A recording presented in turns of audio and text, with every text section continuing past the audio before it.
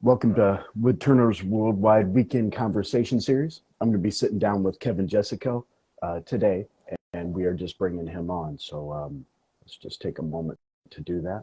Welcome. Hey, if you're just joining, put in the chat where you're viewing from. I'm just going to be bringing Kevin in.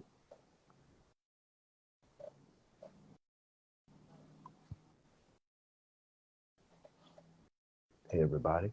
Thank you so much for joining. We will get going here shortly. We're just bringing Kevin in right now. I see Utah in the house, the UK, Los Angeles. Very nice. My name is Perry Shaw. I'm going to be interviewing Kevin Jesequel right now. We're just trying to bring him on.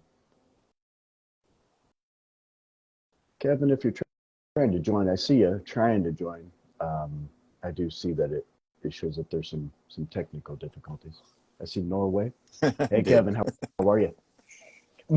My man, you made it. Sounds good. That's good to see you. I'm going to set the stage and then we're going to get rocking. How's that sound? All right. Everybody, thanks for joining. My name is Perry Shaw. This is the Woodturners Worldwide Weekend Conversation Series. And on this series, we interview woodturners from all across the world. And the idea is for us to build relationships by learning about people's stories. Because as artists and craftsmen and woodturners, there's always more depth to just the work that we produce. So that's the goal of this Weekend Conversation Series. I am here today with Kevin Jesequel. Kevin, welcome. Glad you are here. All righty. All right. Can you introduce yourself? Tell us a little bit about who you are as a human. Well, we'll get into the woodturning stuff a little bit later. I have 4 kids, 2 that live at home now. And I've been an electrician for 27 years, or 23 years. And feels like 27 with overtime. But that's my day job. I was about to say, it probably feels like it, right? I don't know. I mean, without getting too into it, without a specific question, you're not going forever. Yeah, man. Well, yeah, man. So let's talk a little bit about family life. You got 4 my older kids. That's a pretty busy my oldest house. daughter's 22, and my son is 18. Kids? And they're from my first marriage. Yep. And they're both out on their own now, living the struggles of young adulthood. Yeah. Doing their thing. You know what? That's early adulthood.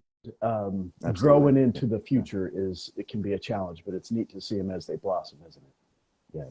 So I live in Tigard, Oregon, just outside of Portland. Tell us where you live, Kevin. Lived here for about 10 years now. I came from Arizona, so it was a big change from the dry desert to the lush Pacific Northwest. Welcome. It was my very man. welcome. How was that? I was tired transition? of brown and living in that desert. I do miss it sometimes, though. I'd like to go back, but absolutely. Yeah. Maybe the dead of winter when it's been gray for a couple months, right? Well, walk us through what it felt like moving to your area of Oregon from Arizona. Did you have family there? Did you and your partner just say, it's time to my older kids from my first marriage, so I was going through the divorce at the time, and as an electrician, I was looking for somewhere that the kids were coming with me, and I was looking for somewhere that I could afford to raise them on my own, and wages down there weren't that great. So, I'm sorry, could you excuse me one second? I knew this thing was going to do this to me. I'm also diabetic, and I have an insulin pump, and it's yelling at me. It's no problem. There we go. Yeah. Hey. Okay, I'm good.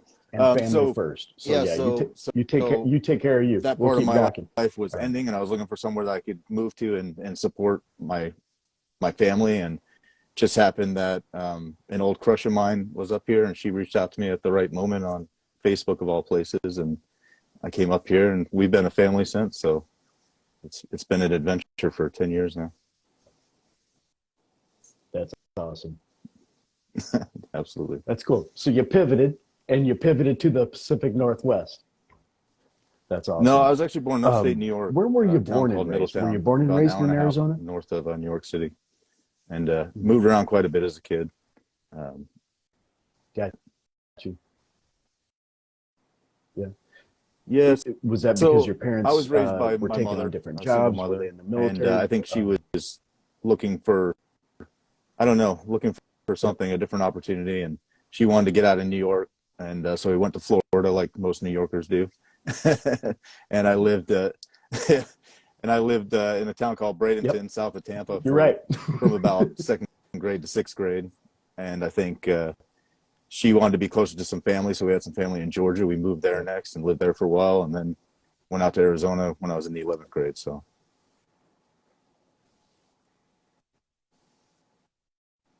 Cool. oh yeah, I'm from a little town called Port Charlotte, which is not too far from Bradenton. So we were probably neighbors at some point. Well, how did you discover wood turning? no, I never really Did done you it. take a shop It class? was How it did was that early come to be? pandemic, if anybody remembers that time. So so that summer, Mm-mm. No, like most what people, I happened during was that time? spending a lot of time at home, working from home and whatnot. So taking on some projects, and I wanted to build some furniture and different things for the house. So I started to outfit a shop in the garage, and um, ended up just randomly thinking, hey, I wonder if there's a lathe for sale. Like that sounds like a cool thing to buy, and found a little used mini lathe, and it was cheap, and I bought it, and I never did make any furniture for the house. So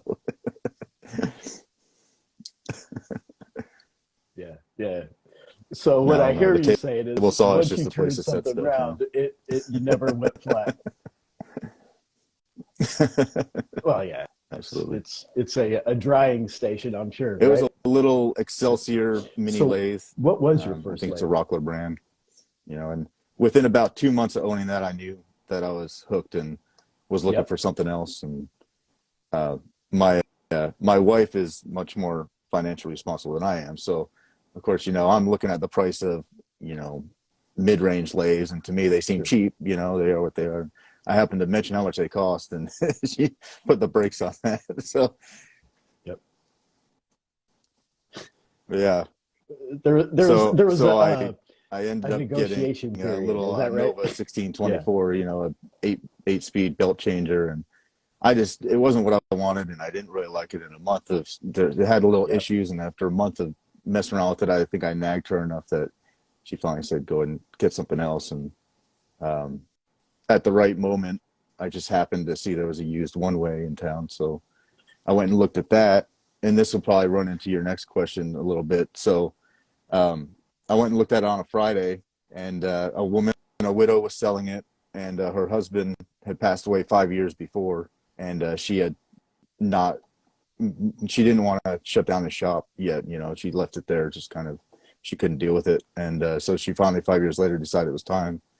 And talking Yeah. with her, and I guess he had only owned it for a couple of years. It was his retirement Yep. gift to himself, and he ended up coming down with cancer and succumbing to that. And Yeah. talking to her, like, I really felt a connection, and like, I think, I don't know if she's just trying to be a salesman. I don't think she was, but she said to me something along the lines of, if you know what you want to do it now. Don't put it off. Don't wait, because you never know. And that's kind of always been in thought in the back of my mind. And so I agreed to purchase it and told her I'd come back on Sunday to pick it up. And that Saturday night, I'm sitting at home, and at 10 o'clock, we get a knock on the door, and it's the Tiger Police Department to inform me that my mother in Montana had passed away of a heart attack. And so it just kind of all felt Mhm. like it was meant to be, like everything, like life was telling me something, that I had to do something, to follow something that I really wanted to do. So.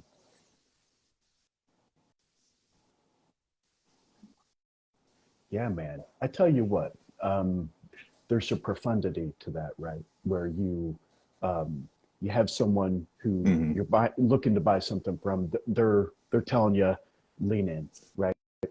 Oh yeah. Right before you make probably a pretty big purchase, right? A one way is a kind of a lifetime lathe, and they have that cost.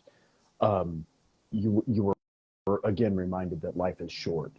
Um, Walk us through what that conversation was like when you went to pick it up. I imagine as she was closing down her Yeah, husband's shop, that was also it a was. I turning think point though for her a she little was bit. at a How point where was she that? was ready.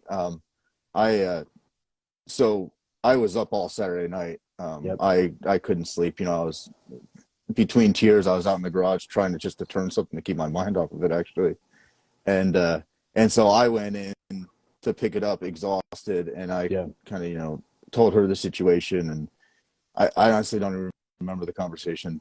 Um, yeah, another gentleman from the club, the Woodturning club that Yeah. was helping to sell it, was there, and he helped me load it up and got it home. Basically, I pushed in the garage, and then we drove to Montana that I think that day or maybe the next morning, and we were there for a week, and not enough time to deal with that either. So Yeah. I mm-hmm. hear that. Yeah. There's never enough time, and it always comes at a shock, right? Um, uh, who were your early influences? I heard you just mention a wood turning club. So did you? Two questions. Did you immediately link up with the club, and were the influencers that were kind of maybe guiding you So or giving you yeah, tips and stuff, I was think that within the club, or I did you wasn't on seek elsewhere for that? Instagram when I got into turning. And so I didn't really know where to go. So I did an internet search and I found the local Oh, clubs and I joined them. There's two in town, and they're they were doing everything virtually, because it was COVID. So there wasn't mhm. a lot of interaction there. But I did start pretty early on, Right. just sending in pictures for the show and tell. And in the beginning, it was kind of like, I know this turning's crap, but Yep. look, here's a pretty piece of wood. We'll just talk about the wood or whatever, And and there was one guy in one of the Sure. clubs, our newsletter Sure. Sure. editor for Yeah, man. Northwest, a guy named Bill Caro, who I think you might know, and he was the one that I was sending those pictures to, and he was Hmm. really became really influential, where he would start to respond to some of them, and he could see some improvement, and he'd say it, and that had a profound effect on me for sure, And, Yeah. I remember a Yep. little hollow form that I did that warped like crazy. It was a little piece of oak, and Hmm. he really liked that one, and so whatever you're doing, just keep doing that, and Yeah. that was a big early influence. Of course, my mother passing away was a big influence too, because Yeah. that's what pushed me towards hollow forms. So I wanted to make an urn, which I haven't come to Sure. terms with yet. Uh, Mm. no, I feel you. Um, if you're okay with that, we'll talk about that in a moment. Um, it isn't it amazing how, as you're trying to find your way, and you weren't on Instagram, so I imagine you were probably trying to look for information or instruction or those types of things. Isn't it amazing how little bits of encouragement can Mm-hmm. kind of help you take your next Absolutely. step And then and when give I you a little did get bit of on courage Instagram, to that try just something new and those compounded, types of because now yeah. it's, more people seeing your work and more feedback, and the keeping up with the Joneses aspect of things too, when you see what other people are doing.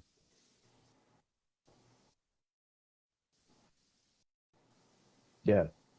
Yeah. So let's talk a little bit about that. So you've created, I imagine you've Two found a clubs. community with your wood Mm-hmm. turning club. Are you in one or two clubs? You're in two clubs. Okay. Um, so you found community there. Then you've got your Mm-hmm. community on Instagram, and that is probably a little bit different. But describe how those two communities influence Mostly, I you think, or encourage you or give it you an gives me opportunity to encourage motivation, others. which I have, I can get in my own head and dwell on something forever. But, with Instagram, I try and post something at least weekly, if Mm-hmm. not more frequently than that. So that gets me out in the shop to do something. The clubs, we're meeting in person again now, so we have regular meetings.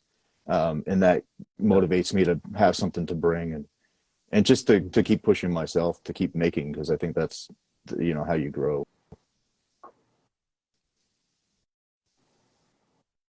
Yeah, for sure.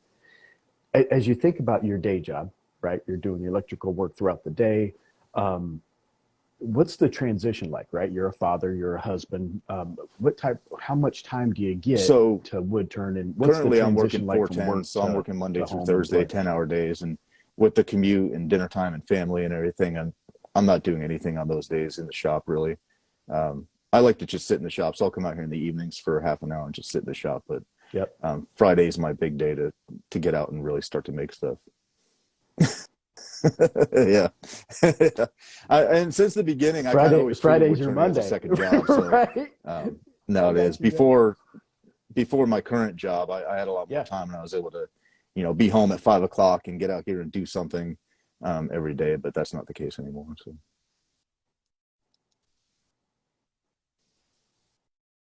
Yep. Yep. That makes good sense.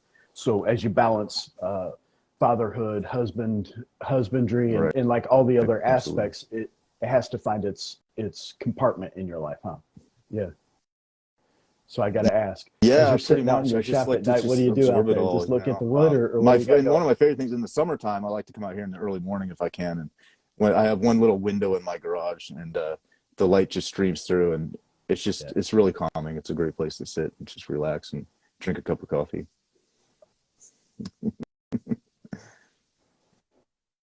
My man, I totally get what Mm, you're saying. It's like that absolutely. opportunity to kind of decompress or get yourself ready going, huh?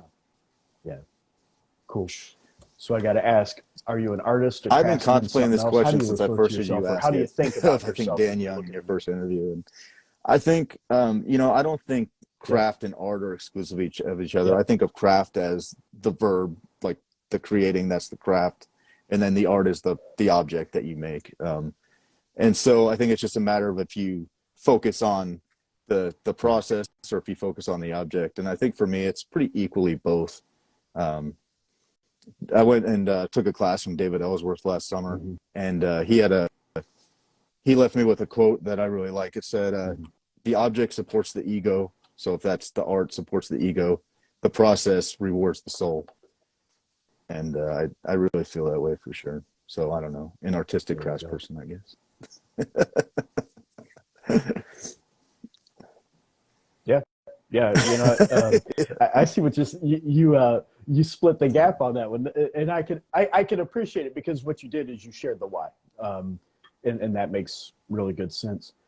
Thinking about David Ellsworth, have you taken multiple Yeah, classes? so last year I set a goal to How take as has your many classes learning as I could, process which unfolded? still the clubs weren't doing in-person stuff, so they weren't bringing in demonstrators to do classes so much. But I did get to take a class from Graham Priddle and Melissa Engler, and that was awesome. They're really great folks, and we still stay in touch, and they're really encouraging. Yep. Um, yeah, So so what so did you learn they from do a Graham? lot Like of what were some things carving, that pyro, Graham was focusing on? branding, and just I don't know. I just learned. For me, it's I like spending time with artists. I like to talk to them and get into their mind and just see how their mind works. Like I think that's way more influential over me than their work per se. Um, and so yeah, they're just spending Yeah, man. time with them was amazing and getting into their mindset. hmm So when you think about their minds a little bit, um, Hmm. what do you find that you most connect with? So when you're talking with an artist, you're engaging with them. Maybe you're Hmm. talking about art in general. I think for me, What connects you?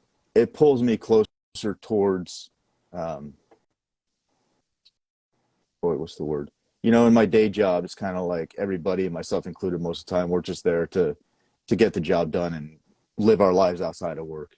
Um, art is more, Mhm. I guess, life. It's what, or at least it's what I want my life to be. So I think I feel closer to that when I'm in that community. I feel like Yeah, this is the person that I am. This is who I want to be known as. And everything else is just what I have to do to have this. yeah, that makes sense. Yeah. So work puts keeps the heat on and keeps your house going, but um, the art Absolutely. side and the relationships around that feed the spirit and make you who you are. Yeah, man, I get you there. Um, I'm going to jump a little bit. Thinking about where you live in the Pacific Northwest, I know a little bit about that place. How does the topography in Oregon Well, I or the mean, it's Pacific definitely Northwest, how does it inspirational. I influence your mean, art, if at where all? I'm living, I'm right in the perfect spot. I think we're right in the middle. It's an hour to the beach one way, an hour to the mountains another way. we're surrounded by farmland, 15 minutes into a city. I think, you know, being able to go from one environment to another is just rewarding. You know, there's always something there that you can find to inspire you. And then on top of that, I'm sure you know, I think we have some of the best timber in the world in the Northwest.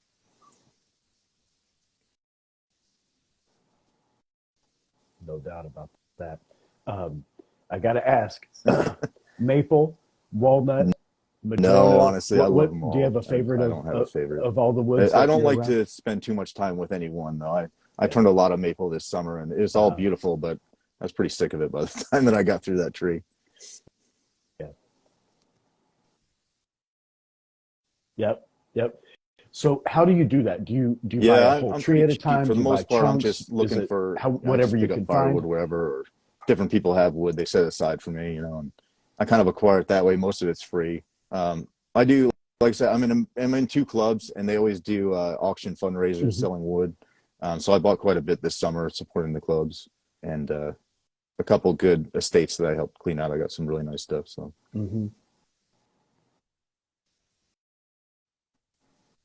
Cool.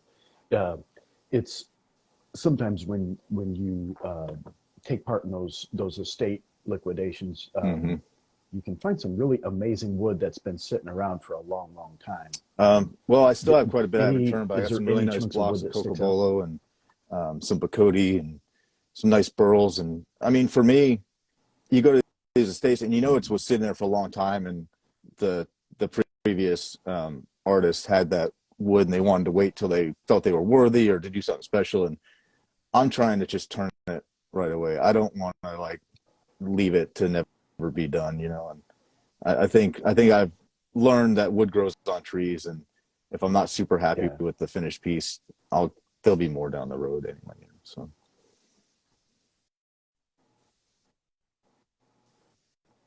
Yeah, what do you do with the pieces that maybe like trial pieces or pieces that maybe I get rid of some, but I also have a shelf full of them, and it's a good surface to practice something on. You know, I'll use it if I have an idea for something I want to carve or burn. You know, it's always good to practice on a curved surface before you do it on the real thing. So a lot of them I'm staring at them over behind the camera, so I keep looking up. A lot of them get put onto the guinea pig shelf, I guess. Okay, so the guinea pig shelf. Some people call it like the wall of shame, the guinea pig shelf, the batter's box. But what I hear you saying is, even though they don't match up or whatever the case that made it to that shelf, there's still a secondary purpose, and that can be I think so. Help yeah, I mean, that piece that I think it all has value. I was into like pretty seriously into like home cooking for a long time, and you know, you hear chefs all the time say respect the ingredients, and you know, I think it all has value, and even if it turns out into something that's not sellable or that you're not happy with, there's not a reason necessarily you can always burn it later. You know, you don't have to necessarily throw it in the fire right now. Of course, at the same time, I can get a hoarder mentality and save everything. And that's why I do try and edit some pieces.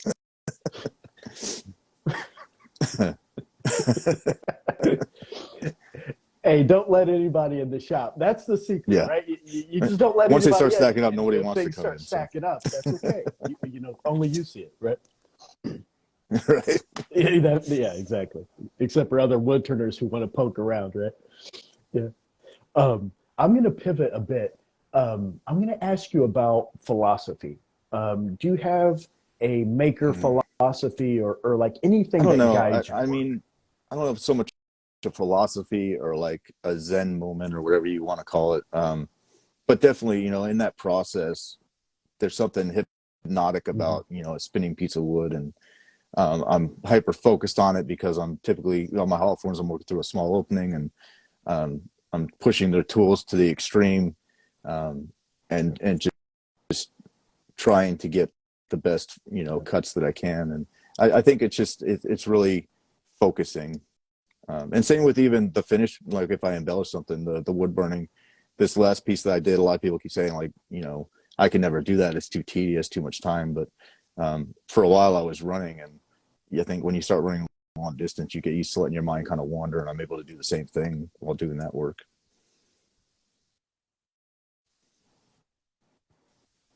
Yeah. Yeah. Take us there. So as you're wood turning, do you have music playing? Is it quiet? Are you listening I to the bounce wood? around Like with that. what's Some days I come in happening here and I just want to throw in on the that moment? earbuds and listen to music and just play with, turning whatever. And other days I'll not put them in, and I just really enjoy the sound of everything that's going on. You know, which I've done some videos while I have the earbuds in, and then I'll go back and watch the video with the Mm-hmm. sound of the turning. It's like, oh, I need to stop listening to music for a little bit because I really miss hearing that sound while I'm working. Yeah. Right. The cool thing is you can do whatever you want, right? Because it's your space. So yeah. Um, you mentioned that you do hollow forms, and you post those on Instagram. Walk us through the variety of pieces that you like to make. Hollow Well, forms, bowls. I'm Like, pretty habitual, what's the so range? it's pretty much all hollow forms these days. But I do like Yep. I really Yep. have been going for this kind of like a form that's shaped somewhat like a pot. I consider it like a pot shape, and um, I keep playing with Hmm. that form and trying to, I don't know, I guess perfected it, you could say, but or really what it is, I wouldn't even say perfect. I deal with what I have. Study Wood's it a bit. different size, different shape, different thicknesses, and every piece is going to look different. But I think making a series of them where they're different, but they still Uh, flow. You could still see, the tie-in between pieces. Mm. Same family of form. Yeah. Yeah. Yeah. That study. I get you. Um, is there a typical size or width or a typical Um, like no, but I find like my best parameter to the pieces when they're to the done to your and work? I measure them, before I post them. Typically, they're proportionate where, they're uh what I'm trying to say here. They're 2 to 1 height to width, where they're like 6 inches high and 4 inches wide, or 4 inches high and six Yeah. inches wide. That ratio just and typically I don't try and measure stuff ahead of time. I just turn stuff by eye, but I think our eye sees when it looks right, and that's Hmm. where it falls into. Mm-hmm. Pleasing. Yeah. Isn't it amazing how the math works out, right? Or the proportions of it. Absolutely. Um, and your eye I knows think when you just need to something's trust pleasing that, and when and it's not keep quite right. cutting away until it does look right. Yeah. Yeah. Yeah. Yeah. Yeah. How do you do that, Kevin? So like if you find like a really neat feature in wood, right? Mm-hmm. So sometimes you can go deep enough into the wood, you find it, and if you keep going, you'll lose it. But how do you manage the aesthetics of the piece as you're turning it? Is there Well, anything you excuse me. specifically kind of discipline I start yourself everything for, between or no? centers. So if I see something that's a feature I want to keep, I can move it to where I don't cut it away, or something I want to get rid of, I can move it. So I do cut it away. But at the same time, I think I'm really going for the form. And while it's Yep. spinning, I can't see the features. I can't see the figure. I can't see anything. I just see the form, and I just try and make that right. And what it is at the end is, as far as what's on the surface, I'm Mm-hmm. okay with it as long as the form is right. Absolutely. Yep. Yeah. Form is king. Form is king. Yeah, I got you. think everything, What inspires you, man? inspiration is everywhere. I think once, and that's the thing about that artist mindset that I mentioned. Once you get into that and you tune Mm-hmm. into it, you can find inspiration anywhere, I think. And then it's more a matter of figuring out how to edit it and block out the stuff you don't Mm-hmm. want, that's just cluttering the way. But Yeah. Yeah. Were you always like that, I think or I've is that always something that been that way. that I was emerged? definitely more creative when How I was that come younger. about? There was a time after high school where I hitchhiked and hopped trains around the country for a couple of years and was, a road poet, I guess. Yeah, and I think I had a real creative mindset then, and I Yeah. think I kind of set all that to the side when I started my first family and my career as an electrician. And I think now, maybe it's partly midlife crisis. I'm sure it is, with everything that's happened over the last couple of years. But I feel like I'm getting back in tune with that. And this wood turning has definitely been the key to it for me. There you go. Well, it suits you, man.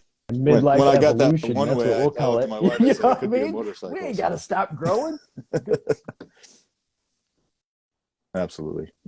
For sure. Yeah. Yeah. You know what? It's a safer route, It's right? a 24-36. What size is your one way? Yeah, actually, I There we look at it go. sometimes and Pretty wish nice I had something footprint a little in your smaller, garage. maybe. But at the same time, it'll do whatever I want. And if I got rid of it, I have that connection to it. I don't think I could get rid of it. Yeah. So, Yeah. that's a forever life, huh? Yeah, man. Yeah, man. Do you typically sell your work, or do you give it Well, away, the keep it in house is house? overrun Like, with what's pieces, the journey but like I for do give for them your away pieces? and I do sell them. My website is Yep. woefully lacking in update. Uh-huh. Uh, right now, though, I'm also stockpiling some stuff. I'm going to be Right. submitting some to some shows that are coming up, try and get Jared into some shows. And I have other, individual pieces I'm trying to get Jared into exhibitions and whatnot. So hmm that's a good question. How do you find So, out about those? well, the AAW, for one, they always have their symposium every year, and there's a couple shows that are tied to that. Occasionally you see other calls. Some of the Instagram accounts I follow. There's a magazine called Woodworker West, and they always advertise open calls. And then sometimes just driving around in the summertime, you might see a show and say, hey, how do you get into that? Cool. I think Mhm.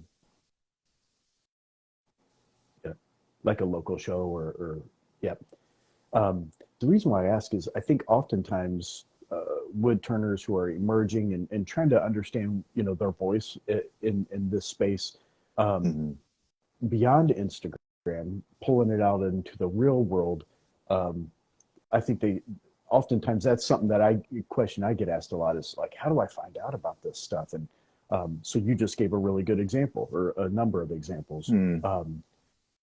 Do you have a No, I favorite think maybe piece? my latest piece is my favorite, and not this particularly latest piece, but at any moment in time, because I think that it's the culmination of all the previous ones, Yep. and I just keep building, building. Yep. Do you have a hard time selling your work? Like, No, not because I people think don't that's want to buy it, but part of because you have a hard the time process, letting right? go And of it. part of my what would you call it, my midlife awakening, or is here. I'm taking a piece of myself, that I put my soul Yeah. into, Yeah. and somebody else wants Yeah. it, and they want to give me money for it. I think that's great. I mean, I couldn't think of a better way to honor somebody.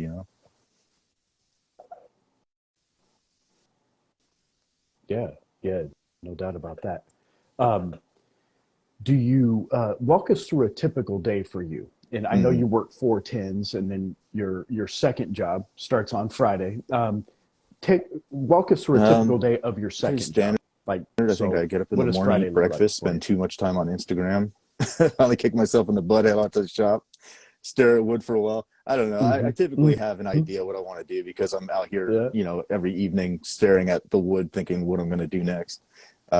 So yeah, I get some stuff on the lathe and throw on some tunes typically, and, Yep. and start cutting away and see what I can get done.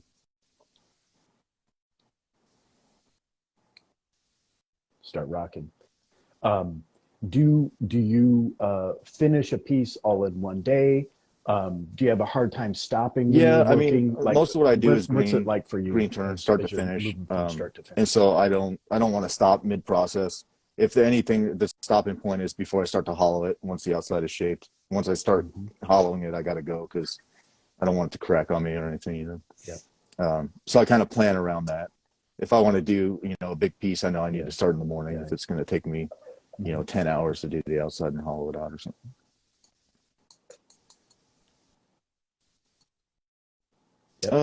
Most of the stuff I do is smaller. I'd say most of the stuff is, 6 to 8 inches, and it takes maybe a few hours, maybe 3 or 4 hours, something like that, to get one done.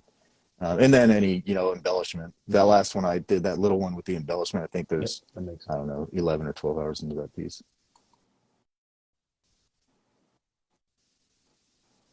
Mm-hmm. Mm-hmm.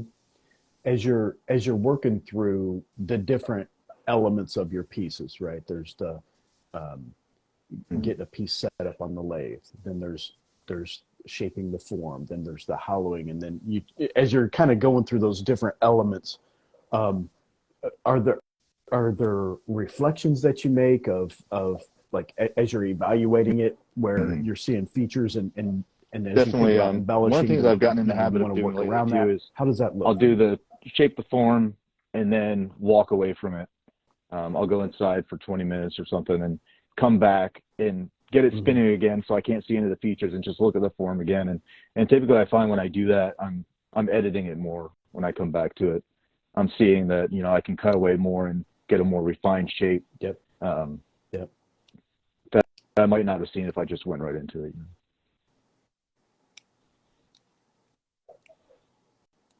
Yeah. Yeah. I get you there. So, as you shape the piece, you step away, you hollow it from start to finish. And then because it's green, do you, the next day, do you pick up the embellishing, sit. So or do you let it sit to dry? So when I turn it now, like I hollow it out, and then I'll go ahead and finish it. I go back and finish the mouth because I leave extra meat on the mouth while I'm hollowing. So I'll finish that off, and I'll I'll finish the foot. And then I'm able to rig it between centers for sanding, so I'm not too worried about that. And then I typically set aside, if it's really green, it'll be a week or two before I get to it again. Yep. Even to finish sanding it, Yeah. Do you leave a little nub on the bottom? I don't usually, so that you can throw it back on the lathe. Actually, or how do you do piece that? right now that I did that for the first time because I have a lot of cracks that I'm filling with copper powder, and I wanted to be able to sand it out well. But no, typically I'm just using like a little cup to hold the foot, and then when I flip it, I don't know, it's a little process, but.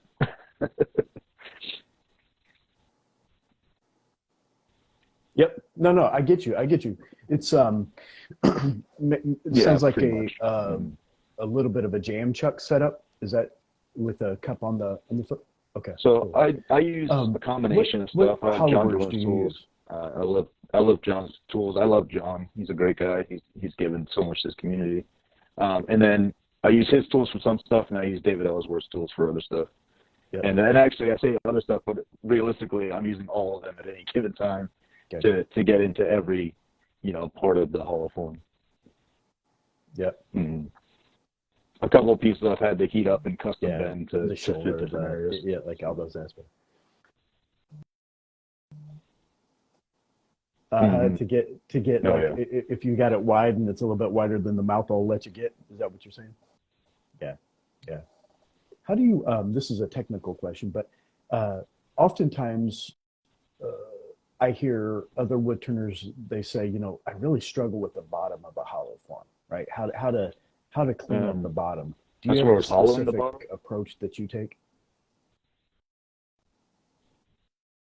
Yeah. Like clean, like as you look down into the mouth of the vessel, you can see the bottom. I definitely, I feel for the nub. I get rid of that little nub and just take like light passing cuts, back up the wall, and typically it will smooth it out. I don't worry too much with the inside. If you look at any of my pieces, it looks fine. If you're able to touch them with your finger and run it on, it might be a little rough. I don't know, but you can't do that on my pieces, so it doesn't matter. Yeah. Well, a little texture is fine anyway, right? I mean, but what I hear you saying is the mouth is pretty tight. No, so the biggest thing is like you can feel it. You can feel if you leave the bottom heavy when it's done. Okay. And, depending on the piece, if it's a tall piece, I like to leave my bottom a little heavy. And figuring out that balance to where it's just right just takes a lot of trial and error.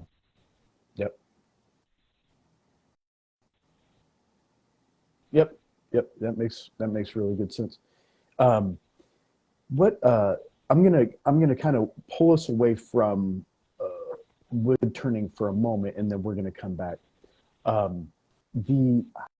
hobbies. Do you have any hobbies outside of wood turning, or anything that you do Not anymore. that kind of feeds a different part of your spirit? Well, I will say photography was a hobby of mine for some time. And it's not so much anymore, but I do, for me, photographing my pieces to post them online or whatever, like that's another part of the process that I enjoy. And I definitely try and put attention into getting a good photograph. Mm-hmm. Yep. When you first started wood turning, did you realize that there's so many things that you have to become an expert at? Right. But I think that's one of the things I love. The wood, like, the sharpening, the blah blah blah. Did you realize? And it's one of those things I think I could be a lifelong student of it, and that's good for me. That means I'll never get tired of it. So. Yep. That's what I'm talking about. We've got about 15 minutes, so I'm gonna kind of hone in a little bit. Is there a piece that's in your mind that you may not be ready? There's pieces that I want to make. There's actually a series that I want to make that kind of like has some socio-political kind of context to it, and I think I'm really curious how that will be received. Because the wood turning community tends to stay away from any of that kind of stuff. I think in general, it's considered kind of like a neutral ground. But the art world is full of it. So like, I don't know if we don't cross that line, will we, really be considered a true art form? I don't know. But I have these pieces in my mind, and I'm just not quite ready to do them yet. But.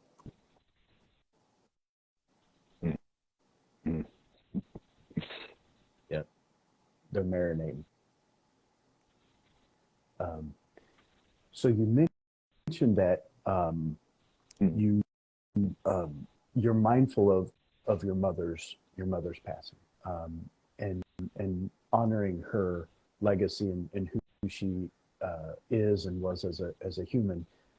You want to make an urn. Is there an aspect of that I you're think still thinking about and coming to grips with? The finality of it? That not. I mean, I think I'm to terms with the finality of her passing, but making that object to honor her, and like, what if I make one afterwards that's better, and like, oh, I should have waited, if I had a better one, and I don't know. I don't know, honestly. At the same time, there's other family out there, her sisters, my aunts and uncles and whatnot, that I feel like, we talk about eventually having a ceremony, so we haven't done that yet, and I think we really want to do that this summer. So I feel that kind of pressure to do something, and I just need to kind of tell myself, whatever it is, it's going to be good enough. So.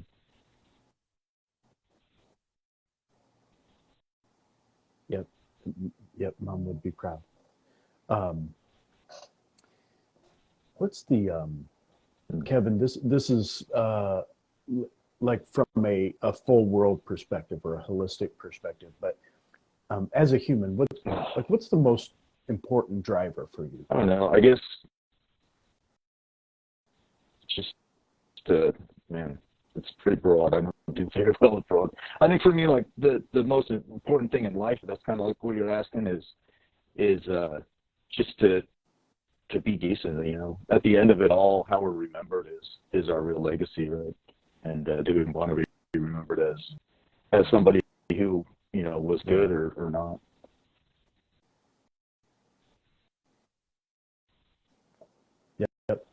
Yep. Thinking about that same thing, legacy. Any advice? You haven't been wood turning for too long, but you've poured your heart and soul into it. Any advice for someone who may be out there searching for a way to communicate with the world beyond their daily? So thinking about it through if you're not putting yourself out there, any advice for someone like that? And just be genuine and just focus on the people that are positive about it. I think a lot of times, like, we try to create something, but I think if it's going to be art. It has to be something that's a piece of you, not something that you made. Does that make sense? Like, you know, put yourself into it. You're the only one with your history, your story, and as long as you figure out a way to put that into your work, it'll always be unique and it'll always resonate with somebody, and maybe be a little bit therapeutic to you as well. Mm-hmm. Mm-hmm. Yeah, that makes really good sense. Continuing on with that same line, speaking to the person, that artist, maybe it's someone who's maybe not hasn't always been supported, or you know, maybe they feel like an outsider, or whatever. How do you, or what would you say to them as they're trying to move past pleasing others, right, with their work, and really, how would you encourage them to kind of block out that outside world while at the same time presenting something to everybody? Does that question make sense? I think most people need some sort of you know, support group or group of supporters, and I've kind of been an outsider my whole life. I was never like a popular kid in school or anything like that, but I always had a community. You know, there's always a little community of outsiders that, you know, we all hung out together and whatnot. So I think just find your community wherever it is, and just do you, but have that support. Mm-hmm. Yeah, find your tribe. Yep, I get you. So, what's on the horizon? I have a demonstration I'm doing for one of the clubs next week, and then I've been asked by another club if I want to do a demonstration in the coming months. So that's exciting to me. I really want to do that. Another one of the clubs has been doing classes. I'm starting to teach with them. So that's really, I think, the direction that I want to take things in, as well as sharing, demonstrating, and teaching. Mm-hmm. What I hear you saying is grow self, grow others, right? So engage in that process of development of your own skills and techniques and abilities. And I think, I mean, it's not totally selfless either. You know, I think when you're teaching something, it makes you think about it in a different way, and you have to think about how to explain it to other people. And I think that it teaches you more as well. And also, like I said, I need motivation typically, and so it's a good motivator to be able to to present something that people want to see or learn from. Yeah, straight up, that makes sense. As you've been emerging into education, right, teaching others and those types of things, has there been a moment when like an aha happened for the student and that clicked? I think so. And that was there's a special moment real for you. beginner classes Have you had I've taught, anything like that you like and to when share? they get on the best level the first time, you know, I mean, that's always exciting to see. And when they have the shavings flying over their shoulder, you know, for that first time is rewarding for sure. I remember the first time I felt that, and it wasn't that long ago, relatively, you know, and you just, I think the minute that happens, you feel like, you know, a pro.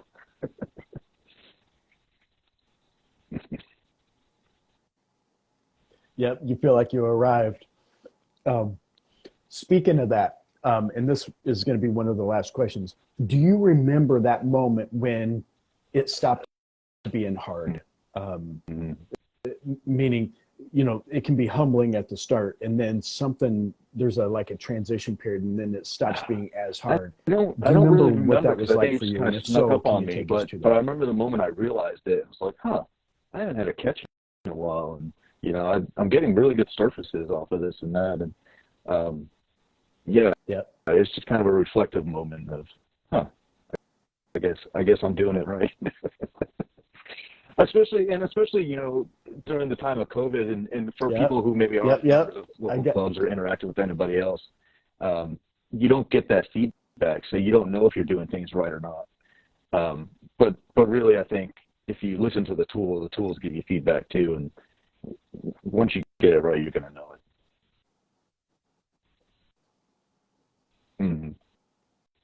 Yeah, for sure. It's always nice to get that human feedback, but you're absolutely right about the tools. Yep.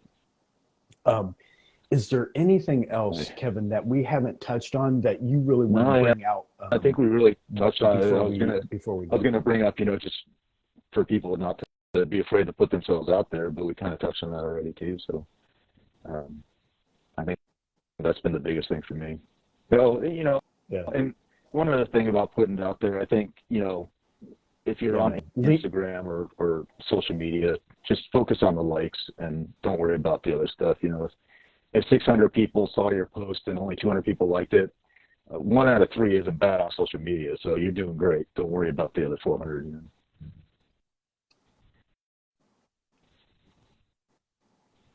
Yeah, I mean, if it was in real life, if 600 people stopped by your shop or walked past your shop and 200 went in, I mean, that's pretty good. That's right. That's right. Good point. Good point. All right, good sir. Kevin, it's been a real pleasure. Appreciated you opening up your heart and your thoughts to the rest of the world. I appreciate you, good sir. Sounds good. All right, man. Hey, thanks for joining, and we'll be talking